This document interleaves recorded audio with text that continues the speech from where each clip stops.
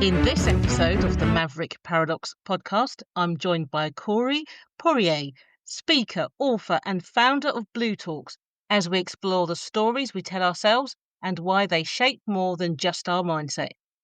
From subconscious sabotage to scaling a global speaking platform, Corey shares hard-won insights on purpose, passion, and what it really takes to live a life that feels successful on your terms. Welcome to the Maverick Paradox podcast, the show for business owners, organizational leaders, and the pathologically curious. I'm Judith Germain, a Maverick leadership expert exploring what it really takes to lead in a world that doesn't always make sense. If you're ready to think differently, challenge the status quo, navigate complexity, and drive real impact, you're in the right place. But what that meant is in the first year, I think we ended up having 200 and some clients. So that's almost one client sign up every business day. And yet it was only me, my wife getting ready to leave, and our friend who was only planning to do 3 events. And so the challenge was, how do we keep running this thing as it keeps growing out of control, and yet we don't have the people? So then that became, how do we scale? And today our guest is Corey Poirier. How are you doing? I am doing fantastic. How about yourself? Yeah, I'm doing good too. Corey, what do you like dancing to? I like dancing to a mixture. So I'm an eclectic sort of soul, and so I like dancing to what we'll call maybe just dance music. But then I also like dancing to country music and slow ballads. Oh, wow. That's pretty cool. So tell us a little bit more about you, Corey. Yeah, so I am. I guess I was born. I'll start over and say that I was grew up in a small town. I was raised by a single mother. I barely graduated high school. I got a 49 plus 1 in a class I needed a 50 in. I didn't know the difference between fiction and nonfiction when I graduated, and I didn't read my first book until age 27. So I certainly wasn't written about as most likely to succeed or even likely to succeed. So that's a bit about my backstory. Did you want me to continue on with what I do these days? Yes, please. Okay, very cool. So I these days, where I spend most of my time, I'm a professional speaker for the better part of 20 some years. I also am a musician, which it's a very much a side thing. I don't do it hardly at all now, but I used to do it a lot. I used to play in clubs, and I released numerous CDs. I used to do stand-up comedy, but I don't anymore. But the speaking is what I continued doing for a large number of years.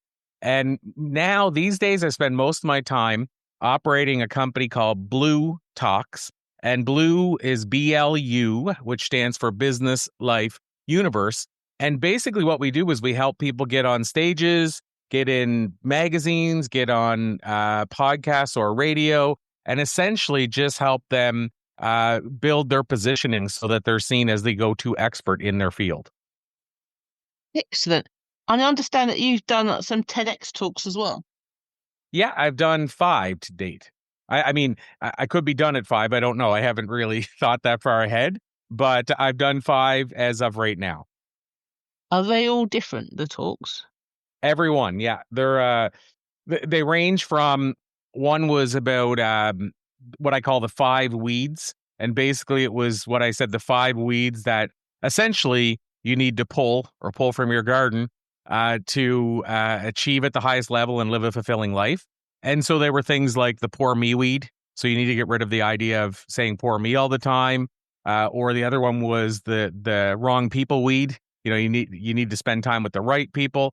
So that was my first TEDx. And then if I fast forward to my last one was about the importance of going on a news detox. So the importance of not watching and reading the news every single day and then getting pulled into that news. Now that makes a lot of sense, because I think because the way the algorithms are now, you can watch something and next thing you know, you see lots and lots of the same thing, and then you get a distorted truth, don't you? Absolutely. 100%. All right then. So I know you do a lot about storytelling. Can you tell me how storytelling impacts our subconscious beliefs? Yeah, absolutely. I mean, I believe that now, I think I think how it really factors in is the fact that when you are telling a story, obviously to tell it properly, you have to believe it.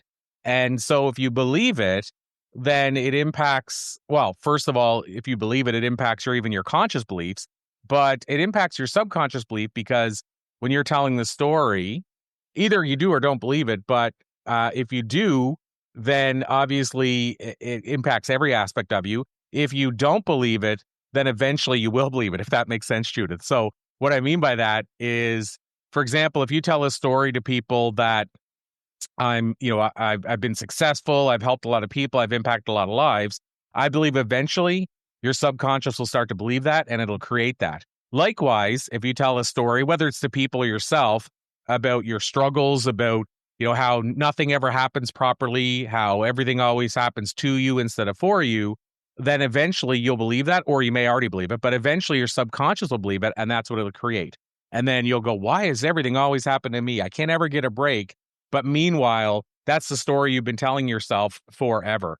So I believe that story impacts our subconscious because of the fact that it tells our subconscious what you want your story to be. And if you do it enough and with the right conviction, you'll create that story.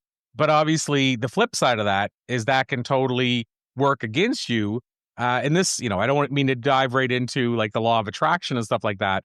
But I believe that if you try to tell yourself or tell other people a story that isn't true, the other side to that is early on, the reason it won't work for you, probably you won't necessarily manifest that, is because your subconscious knows better than your conscious. Meaning, if you say, now the reason this I feel doesn't work well is you're telling the story to the outward people, but internally it's not true. So for example, if you say, I create abundance, and you're telling people, I created this 6-figure company and I never have to worry about money again. But meanwhile, the real story is you're going on to an airline and you're buying the lowest price seat, not even paying extra to sit in a seat you'd like. So in other words, you're stuck in the middle, which you don't want to be. And you're going on the lowest cost budget air carrier, which there's nothing wrong with that if that's your choice. But if you're doing it solely because you have to, then your unconscious knows you're not a multimillionaire who's impacting lives and jet setting and all this stuff. So I know I went really deep there, but there's the side of I believe you can eventually get your subconscious to get on board, but at the same time, it impacts your subconscious in the sense that if internally the story you're telling isn't true and you're trying to fake it, your subconscious still knows that. So you have to figure out a different way to get through. Okay, thank you for that. So, from my perspective, your subconscious is constantly listening. So, it is waiting to hear what you say and it will strive to make it true. So, as you said, if you say that you're living in abundance, it will find ways to make that happen. Absolutely. And sorry, I should clarify too. And not to interject as well, Judith. I was just going to say I agree with that completely. And my take was simply that I think it's just a matter of if you deep down are still telling yourself you're not in abundance, but you're saying out loud you're in abundance. I think it conflicts to your subconscious. I think it's if you believe that and you believe it's coming, then that's a different thing. So I think it just depends on the approach you take. Yeah, because I suppose the subconscious is what's going to make the change, not your conscious mind. You can't will it any different if you're saying one thing. If you think that you're ugly, but you tell people you're beautiful, you'll act as if you're ugly. That's the key thing. And I think the key thing too is, to your point, whenever, like if I use that plane example again, not saying it's right or wrong, whichever way you do it, but if you go and say, you know what, I'm a millionaire, and I'm a millionaire is just a word I'm putting on it, but I'm abundant, I'm creating success, and then you go and buy a seat you wouldn't normally buy. Let's say it doesn't have to be first class, but let's say you pay extra for the aisle because you want to sit in the aisle, and you act like I can afford to do this, even if it only costs you an extra $50 more. Then I believe your subconscious starts to create it. I just think it's whenever you're telling the world one thing and you're doing the opposite, just like you said, you're telling the world they're beautiful, but you really still believe you're ugly. Right, so I totally understand what you're saying, that the stories that you tell shape who we are, and we need to be careful of the stories that we say to ourselves. Um, how can you cultivate resilience when things seem to fail all the time then? Is it as simple as just changing the story, or is there something else? So for my take, I don't believe now this again, it's I know obviously Judith, it's all subjective in the sense that we all believe certain things and it doesn't make it right or wrong. But I do believe that changing the story is one thing. But then I think here's the other thing. I also think we have to change our wording. So, and this is not from me. This is from somebody I interviewed a number of years ago and got to know as a friend.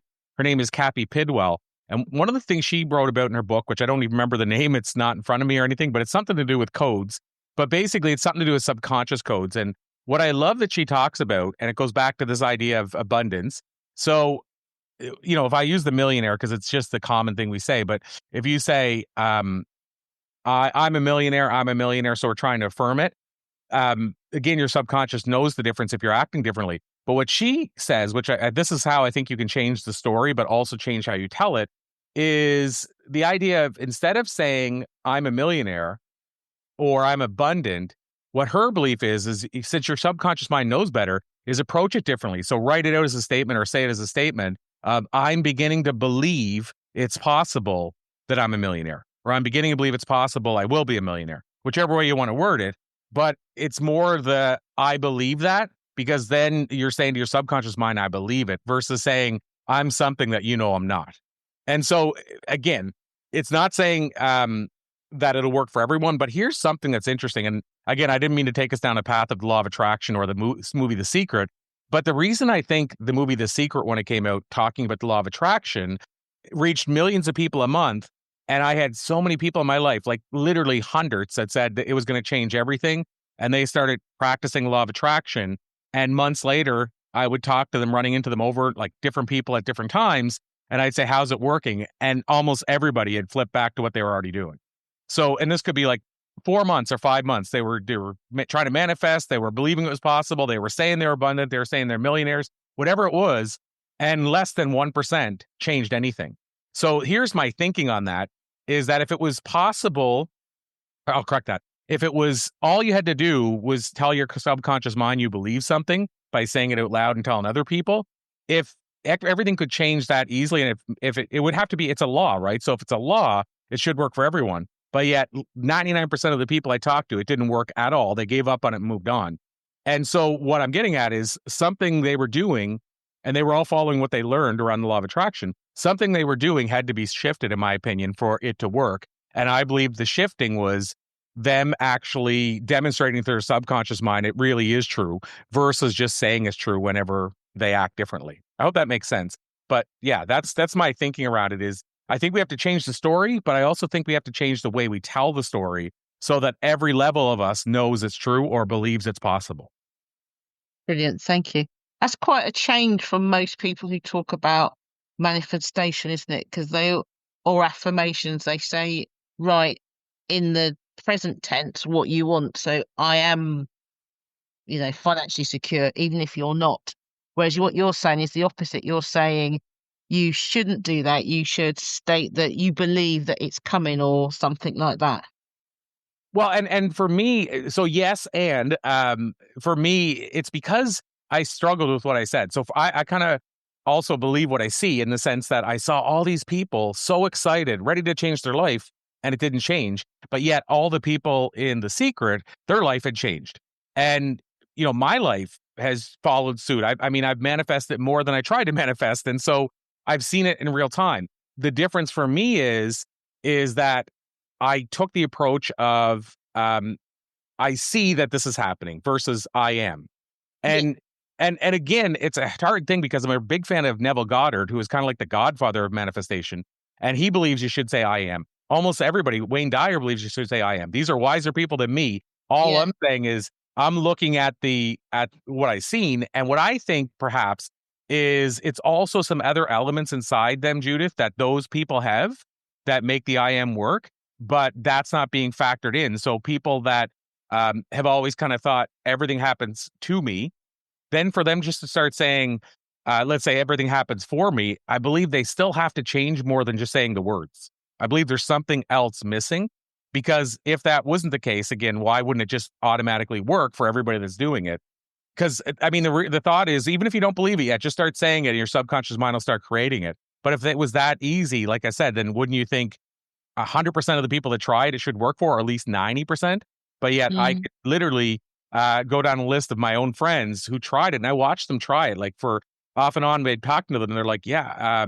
I said, "How are things?" "I am," like they were saying it. They were doing all the actions that they were told, and it didn't work whatsoever. And they tried it for months and months and months, and they didn't even see one glimpse of change. But yet, myself doing the exact same thing saw lots of change. But the difference was I believed it firmly. I started acting it. So, for example, if I said I am abundant, then I didn't keep skimping pennies. If I said, one of the things I started changing is I started saying arigato, so which means thank you, every time I've spent money. So instead of just saying when it was coming in, arigato and I see you and thanks for creating money, I would also say thank you for giving me the money to pay my light bill. And my friends weren't doing that. So I believe there's other actions involved versus just the I am. But at the same time, wiser than me have said the opposite of that. So I don't know that I'm correct, but I just like to get people thinking about that. Maybe we have to change the way we talk about it. Mm. Okay, that makes sense. So, what's the biggest challenge you faced in building the Blue Talks movement, and how did you overcome it? Wow. I mean, it's almost like I could speak present tense or past tense in this one, because the challenge, well, I'll say always the ongoing challenge is scaling and firing myself. So how do I keep replacing me? And also how do I scale? And why I say that is we started Blue Talks 5 years ago. It was me, to some degree, my common law wife, who was my girlfriend at the time, and a friend of ours who had experience running events. She had worked for Jack Canfield and with his team planning events. And so that was kind of our team. It was like three people. And the friend that was helping us had like 12 other businesses. She was literally just helping us one event at a time. She helped us with three events. And so it was just really a team of like 2.5 people. And my wife was pregnant at the time, and we knew she was going to have to take time off. And she was the one editing our videos. So the videos we filmed of our clients. And so then it turned down to be like 1.25 people, because our friend was moving on too. So we didn't have an event planner. We didn't have a person to edit videos. We were switching filmmakers each time we did an event. So different people filming, and some of the quality wasn't as good as we'd like, which I guess is another big challenge. Is we never knew how to edit videos or film them properly. So we started from scratch. So there were all those things. But what they also led into is it was growing so fast. So for example, our first three events, we had 50 speakers that signed on, invested in what we did. And so we had 50 clients in 3 months that were spending thousands of dollars each. And so we knew we knew it was a thing. We knew it was working, meaning we knew people wanted to do it and it was a need. But what that meant is in the first year, I think we ended up having 200 and some clients. So that's almost one client sign up every business day. And yet it was only me, my wife getting ready to leave, and our friend who was only planning to do three events. And so the challenge was, how do we keep running this thing as it keeps growing out of control, and yet we don't have the people? So then that became, how do we scale? And then today, what it looks like, Judith, and it's still not there yet, is we have a number of fractional people. So for those that haven't heard that term, because 6 months ago I hadn't heard it, but fractional really just means like freelance people, people that aren't full-time employees, but maybe they work with you for 30 hours a week. And we have close to 20 people that it takes to run Blue Talks just on our live events and our bureau. And then we do 2 boot camps a year where we bring on like 10 coaches each. So there's probably 40, 50 people, 40 to 45 people involved in Blue Talks every year. And it was being done by 1.25 or 1.25 people the first 6 months. And so it's like, how do we keep growing this thing? That's the challenge. But also, how do we replace me so that if we wanted to sell it down the road, or if I go on vacation for a month, that it can keep running? And we're closer now than we've ever been. But also, it's insane to think how much work's gone into that, and also how many challenges we still face every single day. And when I say challenges, it could be everything from a person not happy with their video to we missed somebody in a chapter in the book. I mean, it doesn't happen often, especially considering how many moving parts we have and how much we do, but it still happens. And so it's the little things like getting a message, every day saying, when's the date again for the event that I'm speaking at? Or when do I send in the chapter for my book? So it's just the ongoing moving parts and trying to grow, but while also hiring the right people and keeping the right people. I think those would be the ongoing challenges. But early on, it was, how do we launch this thing that we have no business launching because we've never done it before? Okay, that makes a lot of sense. Before we wrap up for today, is there anything you want to share with the audience? You know what? One of the things that changed my life forever was finding my passion and eventually living on purpose. And so when I've interviewed high achievers, thought leaders, whatever term you want to put on it, the number one thing I found that they share is that they live on purpose. So what does that mean? Excuse me. It means that they figured out what they're called to do, and they spend the majority of their time, excuse me again, the majority of their time doing it. And so Bob Dylan had this great quote. He said, if a man or a woman goes to sleep at night, wakes up in the morning, and in the hours in between, they do that which they love, that man or woman is success. And what I would add in, and that man or woman is also living on purpose. So the number one trait I've discovered in all these interviews is that they figured out what their passion is, and now they spend their days living on purpose. Now, you might wonder why I'm using the words somewhat interchangeably, but not quite. It's because I believe passion is what you do. So the what could be podcasting, comedy, music, photography, what have you. It's the what. So you could say career if you wanted, but it's the what you do. Purpose is the why you're actually doing it. And I believe that for most people, they have to find that passion first, the what, and eventually the why will reveal itself. So for me, my original what was stand-up comedy. That evolved into public speaking, and it kept evolving. So over the years, I've had probably 5 or more whats, so 5 passions, let's say, but the purpose has always stayed the same, which is to create a positive ripple in the lives of others. And so when I say that, I mean, if you think stand-up comedy, the ripple could be, I want to entertain somebody even after they had a rough day. When you talk about speaking, it could be, I want to educate or entertain or inspire somebody to change their life. And I go down the whole list, but it's creating a ripple or an impact in other people's lives. And so out of that, when you said, is there something I want to leave people with? It's, even if it takes a while, even if it's hard, if you haven't figured out a passion yet, in my opinion, you owe it to yourself. You almost have a moral obligation to find a passion because it'll change everything about your life. And then when you find that passion, eventually you'll find the purpose. So I don't worry about finding the purpose at first. Just figure out what you want to do, what you love doing. And easy ways to do that is you can make a list of what are the things that get my mojo working. Like, what are the things when I do them, I get excited? What are the things people tell me I'm good at? What is the thing when I do it, I don't watch the clock? What is the thing you did when you were a kid and somebody told you to stop doing that? Write those things down, put them in order of the one you think you like the most, and then just spend a few months trying it. And you'll eventually, if you go through 10 of them, let's say, you'll eventually find some you're passionate about. So again, that's a long answer, but it's because I think finding your passion will change everything for most people. So the takeaway is figure out what your passion is and start spending your time doing it, and it'll change everything, in my opinion, about your life. I like that. And I think what's interesting is that I think most people come to their passion through exploring the what. 100%. Whereas I wonder what difference would be made if we knew the passion and then decided the what. Yeah, that's such a great point. And it's also worth noting, because I guess comes up a lot, I should add, and I forget to mention it sometimes. But when I say that to people, they're like, well, I'm busy. I'm working a full-time career. How can I go spend time on a what or find a passion or what have you? I don't have time to do that. First of all, I would say, I don't think you have time not to do it. But and so people will say, well, it all sounds great. I would love to do what I love, but how do I make a living at it so I can spend time doing it and stop doing what I dislike? My answer to that, which is not what people want to hear often, Judith, is that if you're going after it because it'll make you money and because you think it'll replace your job, then it's not truly a passion. A true passion is one that you will do, and actually you would even pay to do it, but you will do as a side hustle because it makes you so happy you can't imagine not doing it. So don't look for the thing that'll pay the bills. Figure out what it is that you love doing enough that it feels like you're not even working on the side. You're just doing something you love. Even if you can only do it 1 hour a week, start doing that.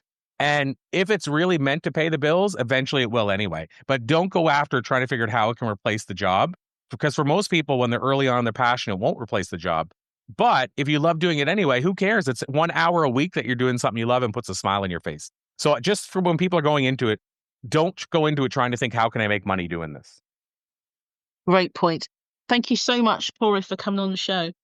Thank you, Judith. It's been an absolute pleasure. Thank you. And thank you once again for tuning in to the Maverick Paradox podcast. I am Judith Germain, your host, and I hope you've enjoyed listening to today's conversation. You can't lead what you don't influence.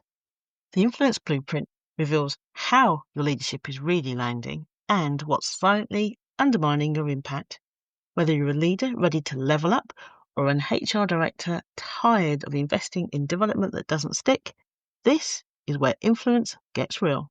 Find out more at maverickparadox.co.uk/influence-blueprint.